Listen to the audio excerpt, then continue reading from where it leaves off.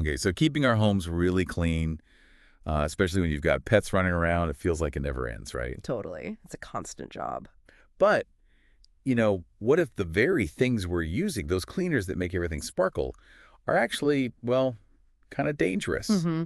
It's something a lot of us probably don't think too hard about. We see clean, and we just assume, yeah, that means safe. Right. So today, we're going to dive into some sources, including some insights from a company called ZIAN Organico, to figure out how we can make our homes genuinely safe for pets and, better for the environment, too. And it's really key to get why this is such a big deal for pets. I mean, think about it. They're always close to the floor, right? Where all those cleaning residues end up. Yeah, good And point. they lick their paws, they lick surfaces. Plus, they're smaller, their bodies process things differently.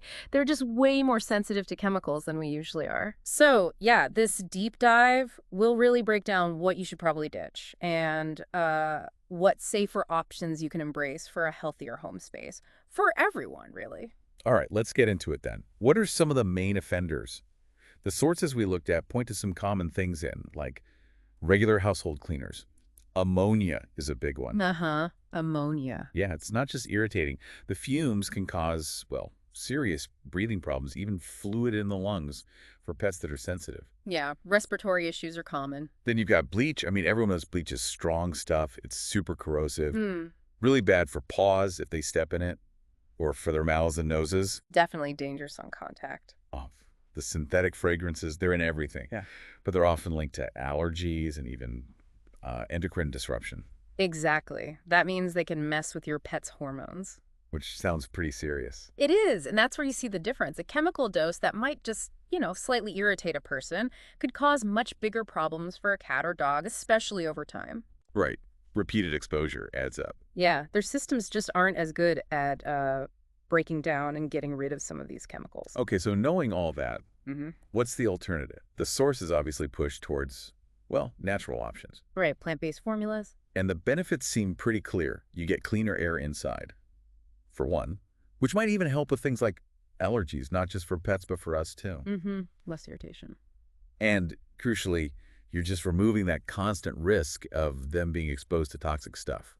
Plus, it's better for the environment when it goes down the drain and your house smells, naturally fresh, not like fake flowers. And I think what's really compelling there is that it's not just swapping products. It's more like making a conscious choice. You're choosing better well-being for your pets, your family, and the planet. It gives you real peace of mind.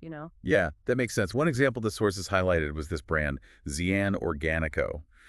They're based in Spain, handcrafting organic, non-toxic cleaners. And a big thing for them is plastic-free packaging. That's becoming more important for a lot of people. Definitely. They have things like a multi-cleaner organic soap bar. It's like a Mm-hmm. all-purpose solid soap made with coconut oil, zero plastic, totally biodegradable. Simple but effective. And they have an eco coconut brush, for tougher scrubbing jobs, and even a loofah soap tray to help the bar dry out and last longer.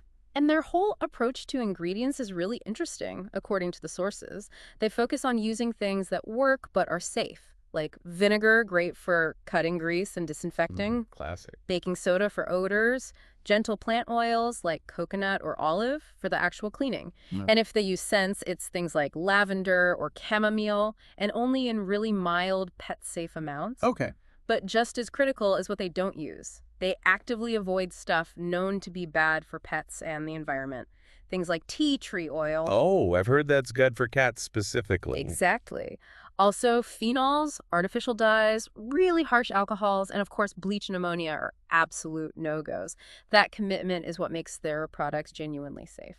So how do you actually use this stuff day to day? The sources had some good practical tips. Like for floors, you just dissolve some of that multi-cleaner soap bar in warm water, mop away. Simple enough. Yeah, but then, importantly, let the floor dry completely before you let your pets back on it, just to be safe. Good advice for any cleaner, really. True. And for, like, the litter box area, always tricky. That coconut brush with the soap bar works well for a safe scrub down. And it's fine for cleaning kitchen counters or even their food and water bowls. Doesn't leave nasty residues. And that multi-cleaner bar, it's apparently super versatile, not just for pet messes, because it's unscented and not acidic. You can use it for dishes, maybe even some laundry. And on lots of surfaces, stone, wood, glass. Oh, wow. So it replaces a bunch of different bottles then. Pretty much. It really simplifies things. Oh, and there was a neat DIY tip in the source material, too. Mix equal parts vinegar and water, maybe add a few drops of chamomile hydrosol, that's like the gentle floral water, put it in a spray bottle, Okay. and you can use that to safely freshen up pet bedding or carpets between washes. That's clever. Easy too. So I guess the main takeaway here is that a truly clean home isn't just about how it looks. It's about prioritizing the health and safety of everyone living there, fur babies included, Absolutely. and doing it in a way that's also kind to the planet. Exactly. And that actually brings up a final thought, maybe for you listening. Thinking about these ideas for pet-safe, eco-friendly cleaning. Hmm. How could that maybe inspire you to look at other parts of your home? Hmm. Could it spark some ideas for taking a more holistic view of health and sustainability across the board for everyone under your roof, something to maybe mull over?